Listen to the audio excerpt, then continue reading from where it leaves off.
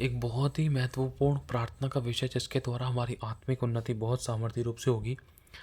तो अगर हम देखें ध्यान से वो कौन-सा शब्द है? कभी भी आप प्रार्थना करो तो इस शब्द को ज़रूर बोलें अपनी प्रार्थना में। वो है तरस। मेरी राइटिंग शायद हो सकता है आपको समझ ना आए लेकिन बोल आपको समझ में आ सकता है। खुदावंद हमारी मदद करे। आगे बढ़ते हैं, लिखा है तरस। ये तरस, ये शब्द ऐसा है जिसके द्वारा एक विश्वासी बहुत सामर्थ्य रूप से वरदानों में और दानों के अंदर बहुत सामर्थ्य रूप से परिपूर्ण हो सकता है और खुदावंद के और निकट आ सकता है। और इस तरस के द्वारा वो बहुत कुछ हासिल कर सकता है और हर एक समस्या पे जय पा सकता है। अगर हम एक चीज़ पकड़ें तरस के द्वारा, एक छोटा सा अगर हम हिंट लें, एक उदाहरण लें, तो वो उदाहरण अगर हम देखें, ये तरस एक ऐसा गुण है, इसको हम गुण कह सकते हैं, एक हथियार कह सकते हैं।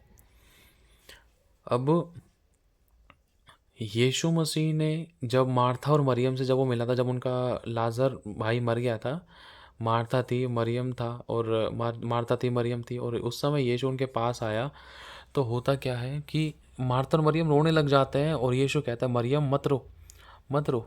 और यीशु ऑन द स्पॉट उसी समय रोने लगता है, यीशु के भी आँसू टपकने लग जाते हैं। क्यों? क्योंकि सबसे मेन चीज़ है वो तरस। अगर तरस नहीं है तो वो उस उस दुःख को अपनी ज़िंदगी में वो नहीं फ़ील कर सकता था। और ये तरस ही एक ऐसी चीज़ है जिसने लाज़र को मरे हुओं में से जीवित कर दिया था और लाज़र कब्र से बाहर आ गया। यही तरस वो चीज़ है यही तरस वो चीज़ है जिसके द्वारा यीशु मसीह ने, परमेश्वर प्रभु ने लाज़र को जीवित करने के लिए कह दिया, लाज़र बाहर आ। मरियम ने तो कह दिया था, हाँ प्रभु मैं जानती हूँ मेरा भाई लाज़र पुनरुत्थान के दिन जी उठेगा। लेकिन यीशु जब रोया था, यीशु के अंदर वो तरस भर गया, उस तरस के द्वारा, यहाँ पर वरदान नहीं लिखा है, अगर इस बात को देखें तो लिखा है कि यीशु रोया। और रोने का सबसे बड़ा कारण ये है कि तरस से जब इंसान भर जाता है तो वो बहुत दूसरों के दुखों में दुखी होना जानता है।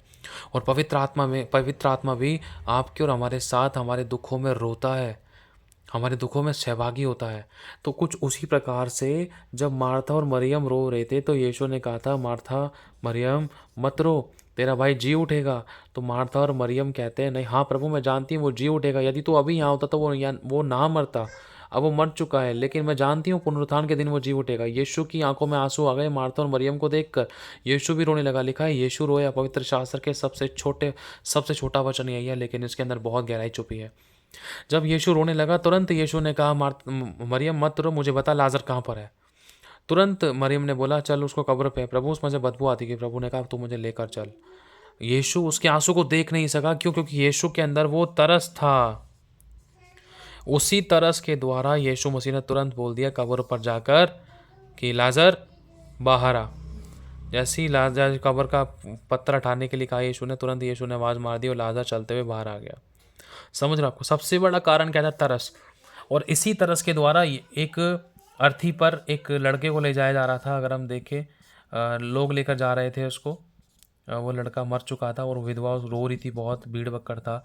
और यीशु यहाँ से अपने चेलों के साथ एंट्री कर रहा था।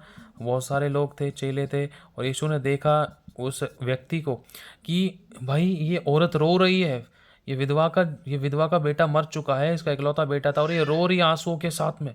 तुरंत यीशु बहुत तरस से भर गया, दया से भर गया। लिखा यीशु को दया आई और बहुत तरस से भर गया वो।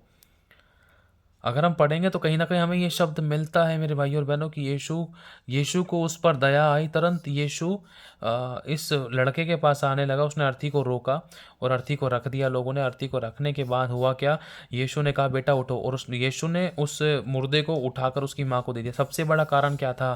तरस। ये मुर्दों को जलाने वाली सेवकाई का एक बहुत बड़ा राज है।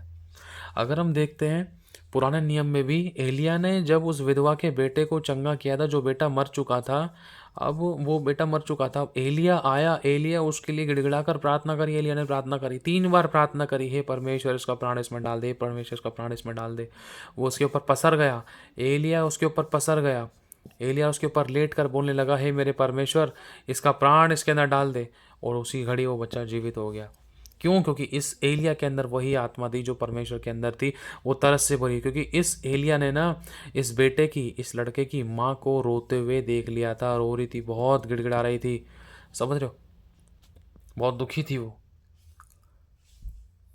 और अगर हम इसी तरस का वर्णन देंगे परमेश्वर की ज़िंदगी में, परमेश्वर के व्यवहार में तरस कहाँ दिखाई देता है? यूहन्ना 3 का 16 में अगर हम पढ़ते हैं, और भी बहुत सारे वचन इसके अंदर परमेश्वर का तरस दिखाई देता है। प्रभु कहता है कि मेरे आने में इसलिए देर हो रही है ताकि सबको मन फिरा का अवसर मिले। मैं तरस खा रहा हूँ उन लोगों के ऊपर। यीशु मसीह ने, परमेश्वर ने योना के टाइम पर तरस खाया था। नीनवे शहर 1 लाख से भी ज़्यादा लोग थे, जवान जवान, बेटा बेटी, बूढ़े बुजुर्ग, यहाँ तक कि पशु पक्षी जीव जंतु थे, लेकिन परमेश्वर ने उन सब पर तरस खाया था, दया की थी। और परमेश्वर ने तो मतलब बहुत बार अपने लोगों के ऊपर तरस खाया है, लेकिन मनुष्य की खुद की डिटाई के कारण उनकी जानें गई हैं। उनकी गलतियों की वजह से उनको अपनी जानें गंवानी पड़ी हैं। तो अगर हम मेन चीज़ ध्यान से देखें, समझें, सबसे ज़्यादा इंपॉर्टेंट चीज़ क्या है? तरस। और तरस से भरना यह आसान काम नहीं है। तरस एक प्रेम के अंदर का बहुत बड़ा गुण है। इसका एक लेवल है। क्योंकि अगर मैं एक पुस्तक पढ़ रहा था, उसके अंदर प्रभु के दासों के बारे में बात थी। परमेश्वर के दासों ने तरस से भरकर प्रार्थना करी, तरस से भरकर प्रार्थना करी, तरस से भरकर प्रार्थना करी। जहाँ मैं पढ़ रहा हूँ, कहीं ना कहीं मुझे तरस दिखाई देता है। तरस की बातें, तरस तरस तरस। कोई मुर्दा जी उठा, कोई बंदा चंगा हो गया, ये हो गया, वो हो गया, डॉक्टर ने हाथ खड़े कर दिए, लेकिन उसको तरस के द्वारा परमेश्वर के लोगों ने चंगा कर दिया। तरस से भरकर आहें भर भर कर प्रार्थना करी तो खुदावंद ने उनको चंगा किया। तरस बेचैन कर देता है, खुदावंद की योजना को बदल देता है। अगर हम तरस से भरे ना, अगर हम बोलते प्रभु तू दया कर दे, माफ़ कर दे इसको, तो परमेश्वर माफ़ करने के लिए तैयार है। जैसे नीनवे शहर में लोगों ने पूरे हृदय से पश्चाताप किया तो परमेश्वर ने तरस खाया था। समझ रहे हो? परमेश्वर ने तरस खाया था। ये तरस एक ऐसा शब्द है जिसकी ज़िंदगी में ये है, और जिसकी ज़िंदगी में ये आ जाएगा तो उसकी ज़िंदगी सेम नहीं रहने वाली। हालेलुया। तो प्रभु आपको और मेरे विषय में चाहता है कि हम इस शब्द को अपनी ज़िंदगी में मांगे, परमेश्वर आपको और मुझे अपने तरस से भर दे, और ताकि हम इस्तेमाल किए जाएं। ये तरस ही सबसे बड़ी वो चीज़, अगर हम देखें, इन तरस के द्वारा एक विश्वासी दानों वरदानों से बहुत अच्छे तरीके से परिपूर्ण हो सकता है, और इसी तरस के द्वारा दानों और वरदानों को इस्तेमाल भी कर सकता है। हालेलुया। कभी भी मौका मिले, कभी प्रार्थना करो तो अपने लिए तरस के विषय में ज़रूर मांगो। प्रभु मुझे तेरा तरस दे, तेरे तरस से भर दे, ताकि मैं कभी किसी के लिए दुआ करूँ तो मेरी दुआ ऑन द स्पॉट रिजल्ट लेकर आए और तू बेचैन हो जाए। क्योंकि लिखा, टूटे पिसे मन की प्रार्थना को परमेश्वर तुच्छ नहीं जानता। जिसके अंदर तरस है वो दूसरे के दुख को अपना दुख समझ कर खुदावंद के आगे दुआ करेगा, तो परमेश्वर उसकी प्रार्थना का उत्तर देगा और वो छुटकारा पाएगा। हालेलुया। प्रभु आशीष दे आप सभी को। जय मसीह की।